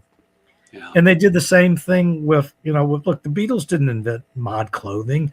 They didn't invent a lot of different things, but they were influenced by it and they gave it their own spin. Mm-hmm. And that's the key thing about it. Sutcliffe needs to be mentioned because Stu tells John early on, don't just have a rock and roll band. Make your band an artistic statement. Yeah. Dress differently, style your hair differently, use your record covers, and you will have record covers to display art. And he is a huge influence. He's removed early on, but his impact is so overwhelming. So there are many people that shaped the group. Oh, there's no doubt. I mean, we could go on and on for hours about it. And like David Bedford with, all these different people he's listed that are such an important part of the story. All these serendipitous things that happen that just, if they don't happen. I mean, no Beatles. This book, which Bill Harry did, and mine's falling apart, as you can see. The Ultimate Beatles Encyclopedia. I mean, it's 600 or 800. It's 672 pages of people that touch the Beatles' lives. Yeah. Wow. So, I mean, and that's not all. I mean, Ken Womack did a 2-volume Beatles Encyclopedia that really is slanted more towards the music. And this one is more towards the people and places. Yeah. Put those together. I mean, what Bruce is saying, this is, as I said at the very beginning of the show, for me, the John Lennon series is teamwork. For the Beatles, it's teamwork. For Yeah. Bruce's books, he's got Frank and Al and Piers, and we all have to work as a team. Oh, yeah. Yeah. And and there's just so many things, I remember my favorite story, and it's funny because, you see someone will put out a book on the Beatles and they'll focus on, oh, there's this really great story in there that Paul got this woman pregnant, blah, blah, and Oh, yeah. and I'm like, I could care less about that. And then I'm reading Mark Lewison's 2-volume thing, and I come across a story in there, and I'm like, oh my God. The reason George Martin produced the Beatles is because he was being punished by EMI for having an affair with his secretary and for demanding that he wanted to, be compensated differently and be better compensated and get a piece of the action. And he's being punished, and he has to put out a record by the Beatles to satisfy the publishing division. I mean, my God, I'd love to be punished that way, And you think about it, what if George Martin, what if he had been more discreet about the affair he was having with Judy? What about then? Maybe he doesn't get punished with the Beatles, and maybe the Beatles are given to some other. Maybe Roy Paramore gets the Beatles. Yeah. So it's just crazy things. Yeah. I tell people the Beatles' greatest failure was a deck audition. Thank God they failed. Yeah. No joke. Thank God George Martin was punished for having an affair. Yeah. What if Uncle George doesn't die when John is 14 and a half, and he has no male role model to rely upon? And so Julia steps back into his life, his mother, and starts teaching him to play the banjo and then the guitar, and playing her American rock and roll records for him, and telling him, you have music in your bones, you should start a band. There are so many, and the fact that they're all living there together within about a couple of miles of one another, not really knowing each other, but living so close. It reminds me in America of Concord, Massachusetts, where you have Thoreau and Whitman and Bronson Alcott and his daughter Louisa May and Hawthorne, and they all live within a mile of each other. Yeah. It is, just an incredible moment in history. And I mean, in Paul knowing George and Jude, you can quickly tell the people who don't want that big decision John has to make where, do I take Paul in the band? Do I take George in the band? Yeah. Knowing that he's taking people he's not going to necessarily be the best musician in this group. Yeah. And because Paul is good looking and he's talented and he's smart. Do I want that kind of competition? It takes him 3 days to make that decision because he's a coup waiting to happen, that boy. He's dangerous. I'm going to have to keep my eye on him. And, it is a. But maybe he'll make me better. He does make him better, Yeah. And he brings him into the band because he knows that, and he does. He improves. I mean, the two of them together. Oh, you did that? Well, I'll do this. And you did that? Well, I'll do this. And it's just so dependent on other people. Oh, yeah. I mean, even when they're writing separately, they're really, in a way, writing together without realizing it. I mean, That's right. John has Strawberry Fields and Paul writing about good old Liverpool. I've got Penny Lane, Right. Right. It's like the impact that the Beach Boys have after 65 when you're getting that folk rock influence and you're getting all the groups like the Lovin' Spoonful and Mama's all that. The Beach Boys are listening to the Beatles are listening to the Beach Boys. Gosh, there's so many connections. It is. I missed when bands used to compete against each other, pushing that envelope, what I mean? Right. Each record. Yeah, I mean, the Turtles did an album called Battle of the Bands, and each song is sort of a different style. Yeah, and it's kind of it's an interesting album if you have time and want to listen to it just for fun. It's kind of a cool album, but you get the groups, as you say, they're pushing each other to greater heights. Yeah, and there are also interesting effects of the Beatles. Before the Beatles, by far the dominant record format is the 45 RPM single. Oh yeah. Yeah. And groups are recording. You go into the studio and you record 4 songs. And the idea is that hopefully out of it, we've got 2 singles. We'll have 2 songs that are good enough for an A side, and the other 2 will go on the B side. And that was a typical recording session. Mm-hmm. And if you got a hit, all right, well, in the US, we need 8 more songs. So we'll have 8 songs of filler. Okay, well, the Monster Mash is a big hit, so you record the Monster Mash, and Runaway was a hit by Del Shannon. Go ahead and record Runaway. And we'll just throw all this stuff together, and we'll try to sell the album because hit singles make hit albums. Right. But they don't sell in those large numbers. No. The Beatles come along, and they make the album the dominant format. Yeah. The Beatles also kill a format in the UK called the EP. Yeah. EPs were not big in the States, but in the UK they were big. Yeah. They had 2 songs on each side. And basically what an EP typically was used for was they would take 4 songs from an album and they would put that out to release. And they would sell it for a price that was more than a single, but cheaper than an album. And so kids who couldn't afford to buy an album, I mean, why would you want to buy an album? It's got nothing but filler on it, maybe 2 good songs on it.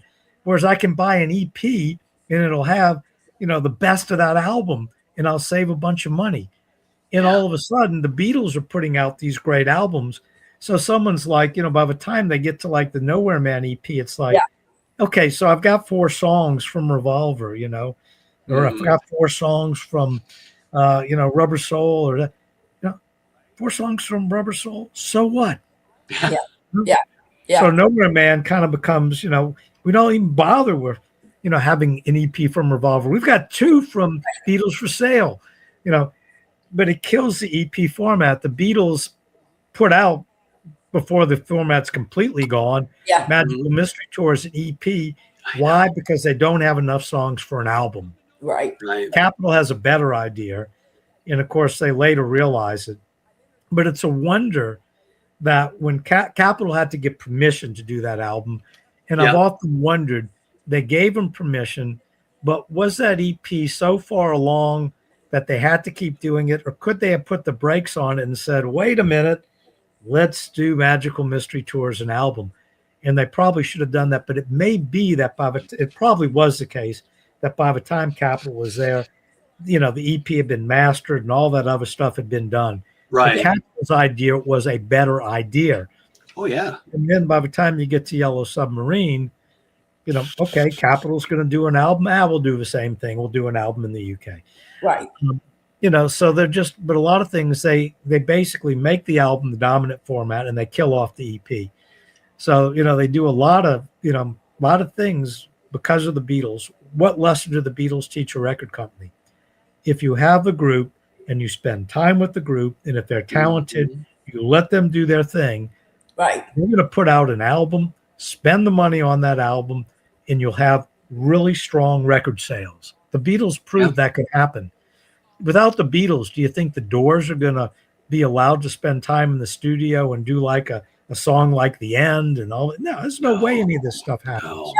I mean, watch the genesis of it all, that first coming in with their suits and ties on, and they can only work during the day, during the hours that EMI is open, and it's all very polite. And then by Rubber Soul, they're recording all night long. They don't come in until late in the afternoon and record all night long. And they're wearing whatever is comfortable, and jeans with this black and white striped jumper sweater, and they're very relaxed, and they change all the rules. They do, and they learn how to make the studio an instrument of its own. By the time you're on Revolver, they're doing that. And not only is the Abbey Road engineers and George Martin bringing out the best in the Beatles, but the Beatles are bringing out the best in them. There's no doubt about it.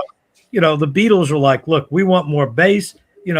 Why can't you get something like this? This record, this is on Stax or Atlantic.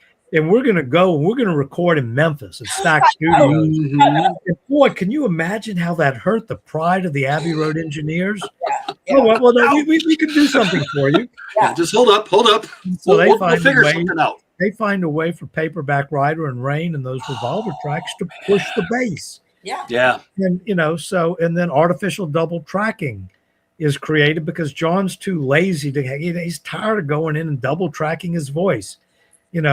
And so It's not too late. He may be tired of it, but he's not too late. And also, when you listen to John's double tracking, a lot of times there are mistakes in it, and the mistakes are kind of interesting because he doesn't always sing the same thing at the same time. Yeah, you're right. Particularly toward the end of the track, sometimes you hear some fun little things. Yeah.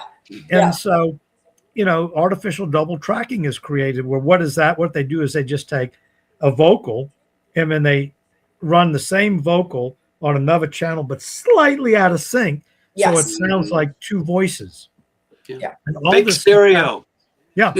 all this stuff happens because of the creativity of the Beatles and George Martin and the Abbey Road engineers. I mean, what a team that was. Oh, yeah. It was incredible. And then when Jeff Emmerich comes into the picture, things change again. You go to another level. And so, you know, it is so interesting to walk the path and watch how things change and tweak, and it becomes better and better and better. Yeah. And it's so scary to think all the variables that if this didn't happen, would have this happened? Yeah. And if that didn't happen, would have this happened? Yeah. So it's really like precariously dangling variations of what could have been and what should have been. I mean, and I'm always a big belief of if you change one thing, it can have all sorts of unintended consequences. It's the old, you know, science fiction thing. If you could go back in time, what would you do? And someone says, well, I would go back in time and stop the assassination of Kennedy. But you couldn't do it for whatever. But if you did, it would have changes that you never would have contemplated. Good changes. You know, we think that there would be good changes, but maybe not. You know, we maybe just don't know. You don't. The butterfly effect. Yes. I mean, what could be the worst thing to happen to the Beatles? Getting turned down by the mighty Decca Records. Yeah. Yet it was the best thing for that time. Yeah. There is there are accounts. I know y'all are going to roll your eyes, but I'm telling you, there are documented accounts of people who have been on Bowl Street in Liverpool. Do you know the story, Bruce? About people have disappeared. And the scientific explanation for it is that underneath Bowl Street in Liverpool, there is an old train connection, which is a spiral, and it's an electronic train, transport that is still down there and may still be putting off electronic energy. But people have disappeared for as long as 2 or 3 minutes. And they have all said that they have gone back to the late 1950s and the early 1960s. Then they come back and they've got, one story after another, people this has happened to. I was like, why can't I go back? Why can't I go to Bowl Street and just go back and run as fast as I can from Bowl Street over to Matthew Street and say to John Lennon, listen, son, you're in 2025, right before the holidays, 3 people are going to be sitting down having an hour and whatever, 38-minute conversation about all of the things that you did and accomplished. Quit being sad. You're going to change the world. Of course, I can't do that. I think what I would do is I would hope that my cell phone went with me. And I would run over to the cavern and I would record their concert on my cell phone. Oh, yeah. People would like, what's that strange? Don't worry about it. I just want him to know the impact he's going to make, but that changes everything. That changes. He knows, and he's not the same John Lennon. That's right. And would he try as hard? Yeah. So, I'm already here. Yeah. Here I am. Yep. This is good enough. It's all it's interesting, but wow. I mean, I have loved this conversation because we see all of the links and how this piece fits here. Yeah. And it's thrilling. So now, I mean, I know you would do it, but I'm going to make sure it gets done. And, Jude, I'm going to ask you to do something, and then I want you to ask me the same thing. Jude, where can people get your wonderful books?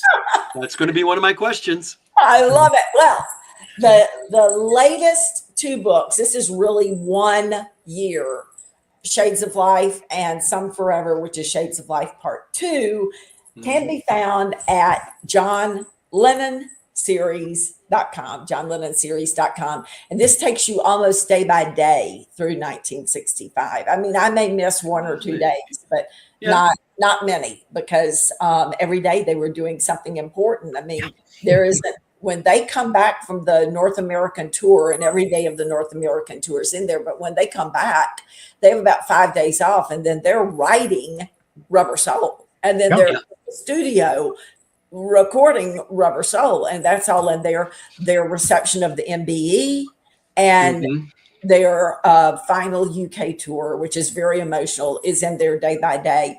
And Bruce, where can people get your book? Well, I have this little website, and it's really easy to remember, but you have to be careful not to add a letter to it.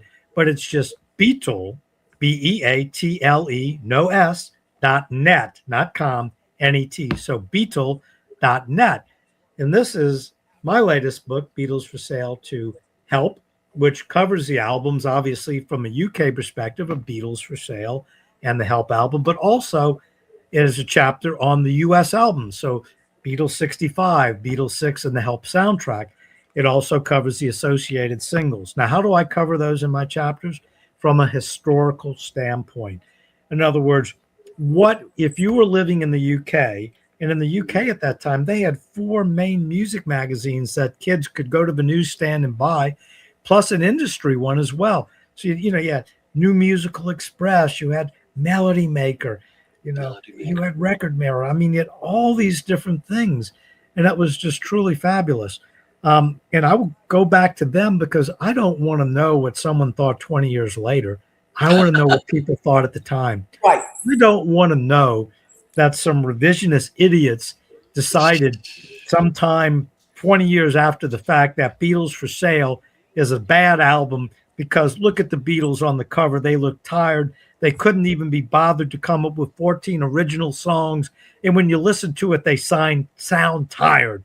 Well, that's not true. And when you read the reviews of Beatles for Sale, they are stellar reviews. The same thing for the Help album. When people think of the Beatles albums, and look, I did a series on all of the albums. It's a 9-book series. So obviously some books have more than one album. Most have one album. But when you look at that catalog and you ask people, name your favorite Beatle albums, it's normally the same 5 in different order. Rubber Soul, Revolver, the White Album, Abbey Road, and okay. It's none of mine. Right. We've got that, and okay. We understand Rubber Soul, Revolver, Abbey Road, the White Album, the Big 4, and then they come in and we understand, we get that. Sgt. Pepper. Oh yeah. How could I forget Sgt. Pepper? Right. That's the Big 5. Yeah. Well, what about the Please Please Me album? Oh, I don't know. It's great. Listen to it. With the Beatles. Yeah. Or Meet the Beatles, even better because for what we grew up on. And all these things. My point is that the Beatles music, all of the albums are really important. And they're all really good. And even from a curiosity standpoint, the Christmas album is important for one simple reason. If you listen to the Christmas flexi discs, one for each of those years, it's a mirror into the Beatles themselves. Yes. The first one, they're dutifully reading Tony Barrow's script. Yeah. The second year, they're making fun of it. John says, it says here in the script. So they're making fun of what they're doing. Page 2. And by the third one, they're doing Auld Lang Syne and singing about bodies floating in the River Jordan. Then they do one where it's like a magical mystery tour of the BBC. Oh, I know, right? They do one that's got these little skits. It's like Sgt. Pepper. I mean, and then by the time you get to the last 2, they can't even be bothered to be together in the studio at the same time doing it. And all these little discs reflect what's going on in the life of the Beatles. So while I don't recommend listening to them over and over again, because they're bits and pieces that listen to them just to get a frame of reference of what's going on in the Beatles' mind. It's part of the story. Yeah. And it's also the evolution. Yeah. And read Jude's books and read my books. A lot of people have told me what they love about my books is they can do a deep dive into the albums and read about them at the same time. Yeah. Listen to who played what and all, and also the fan recollections. Oh yeah. You know, it's fun because to me, what I loved about them was that I'm reading this, I'm going, God, that's just like me. Or, gee, I didn't realize there are people out there who related and bonded with their parents over Sergeant Pepper. Who knew? Right. Yet there's stories like I didn't know that, you know, and so, you know, that's the great thing about, you know, these things. You know, Jude and I work hard on what we're doing. It is a labor of love, but Oh yeah. it's also, you know, it's a business. You know, we Very put much so. time in it, and we like getting sales because, quite frankly, we do get some money from it. You know, it's not enough to make a fortune by any means, but one of the things that does scare me about the future is that there are many younger people out there, and this is directed to musicians and authors and everyone. They don't understand that the artists should be compensated and that they shouldn't mind paying for music, paying for books and things like that. And that's a shame. And I hope people realize, you know, that take care of the musicians and the authors, because, you know, we're doing this work, we do it for free, but we shouldn't be not being compensated. Yeah. I agree. Absolutely. Because, I mean, let's be honest. The sheer amount of hours that you guys put in research, in digging, and verifying facts so you don't print anything that's questionable. Yeah. The joke is I tell people as an attorney, I now get $425 an hour. And as a Beatles author, I get $4.25 an hour. But, right. Because of the sheer amount of hours. Yeah. So, crazy. It's crazy. So let me ask you both this. Yeah. Okay, you guys got some great books. Jude, your website again? John Lennon Series.com. Bruce, your website? Beatle.net. No S in Beatles. Because it's just Beatle.net. Right. Just like with me. My email address is beetlejames@yahoo.com. Not Beatles, but Beatle. Now, my question to both of you right now, I mean, I know that you're writing this book, and it's a great feeling, and there's so much great information being shared that folks never knew before. But don't come at me. Is there anything in the horizon down the road that you guys are going to be working on? Jude, you go first. Yes. Because you know. I am working right now on the next book in the series, which will be 1966 and part of 1967. It will be entitled She Said, She Said. And I've already covered the chapter in January where the Beatles have been approached about doing another set of interviews with Maureen Cleave. She interviewed them in 1963. She wants to come back and this time meet with each one of them individually. And what could possibly go wrong? As soon as you said Maureen, I'm like, oh, I know where this is going. And so John has convinced them to do it because they're like, do we have time to do this? We're trying to get ready to make this LP, which is coming up in a couple of months, and we're having some time off. We're writing, I don't know. And he's like, yes, she's great. She's so, and it's not Maureen's fault what happens at all. But so they're getting ready to do these interviews with her, which will of course spark one of the tragedies of the summer ahead, because they're going to play the Budokan and they're going to be criticized for that. They're going to go to the Philippines, and you know what happens there. Yes. Truly, they were lucky to get out with their lives. I mean, truly. Yeah, that's no exaggeration either. They were lucky to get out. Very lucky. And then they go on the 1966 North American tour, and things just couldn't be any worse. And John Lennon has to apologize for it's a 4-hour interview that he does with Maureen Cleave, and two or three inadvertent sentences almost take the 1966 American tour off the books. Yeah. It's just really horrible. And, 66, up until now, the books that I've written have been them climbing climbing, happier, happier, happier. Toppermost of the poppermost. I mean, you opened Some Forever with Shea Stadium, 1965. An event so big that when George Harrison is asked about doing Shea Stadium 1966, he says, did we play Shea Stadium in 1966? Yeah, right. They don't even remember it because it's overshadowed by 65. 65 is the year. That's just the first story. So it's been happy. But now, I mean, reluctantly, I've dipped my toe into 1966 because things for them after that become a little bit more complicated and a little bit darker and a little bit unhappier. And we know what we're headed for. You know? Yeah. I wish I could change things, but we're headed for the breakup. It's going to happen.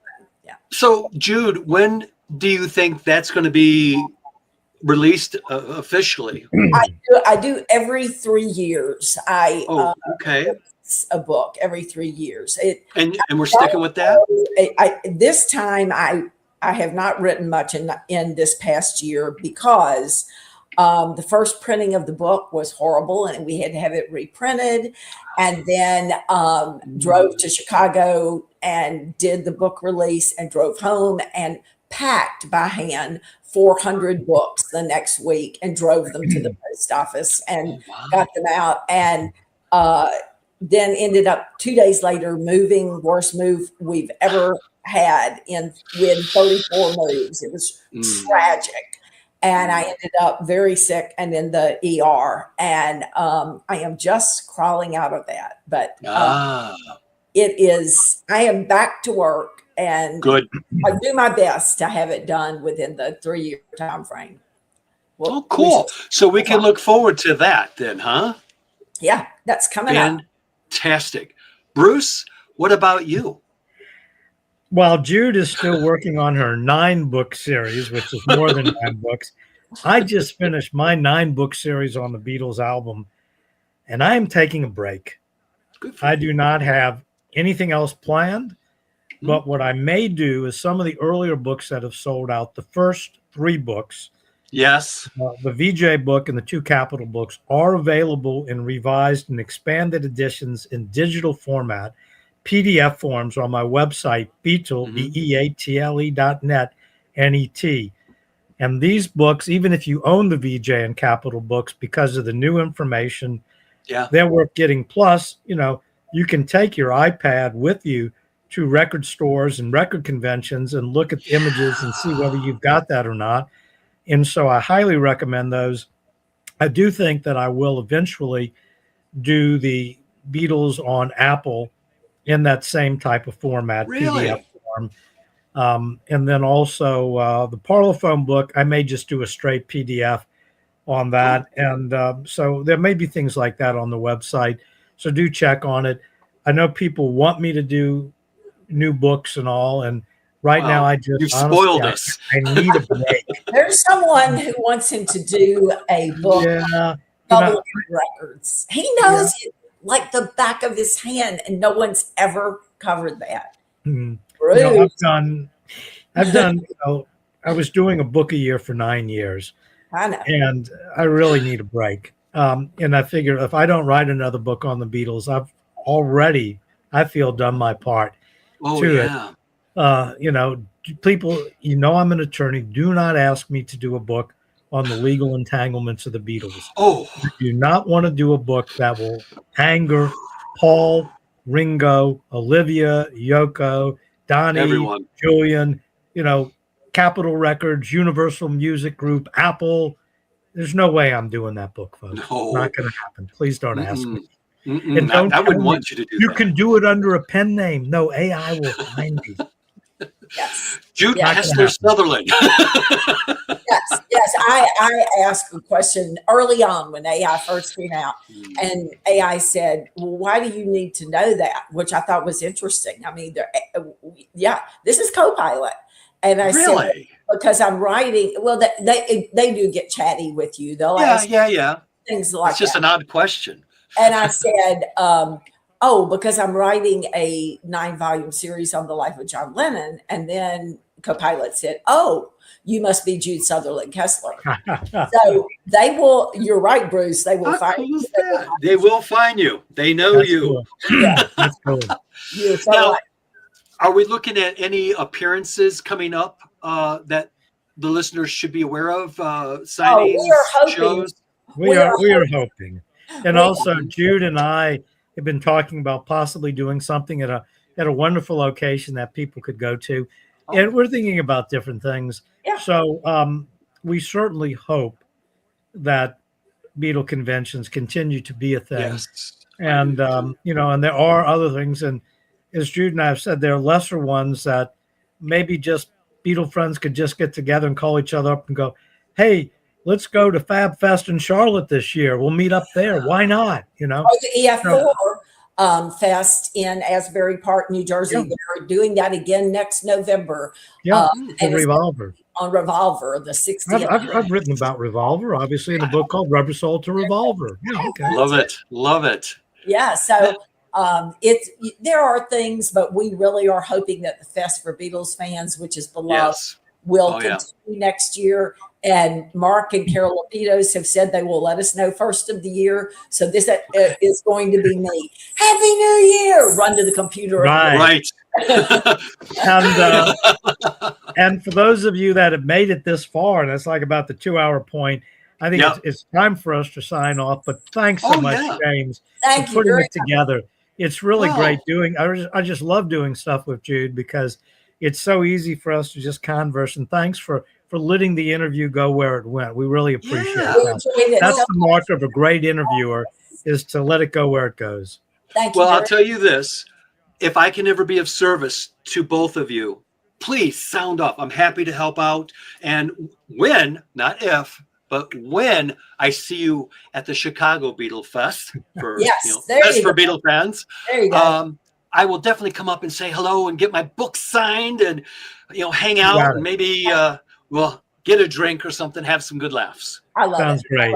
Thank you. Happy holidays, everyone. Yes, indeed. Thank you so much, you guys. For Beatles-A-Rama Radio and TV, I'm James D. Jones, and with me right now is Bruce Spizer and Jude Southerland Kessler. And for that, we all want to say thank you for tuning in, and be sure to check out their books. You will not be disappointed. One more time, Bruce, give everyone your website again. Beatle.net. BEATLE.net, N-E-T. And Jude? John Lennon Series.com. There you are, folks. Go check it out today, and you will not be disappointed. And we're probably going to end up doing some more interviews with you guys because you're too fun. Love to do it. All right. We'll tell you what, with that, folks, for Beatles-A-Rama Radio and TV, we say thank you. And until next time, take care.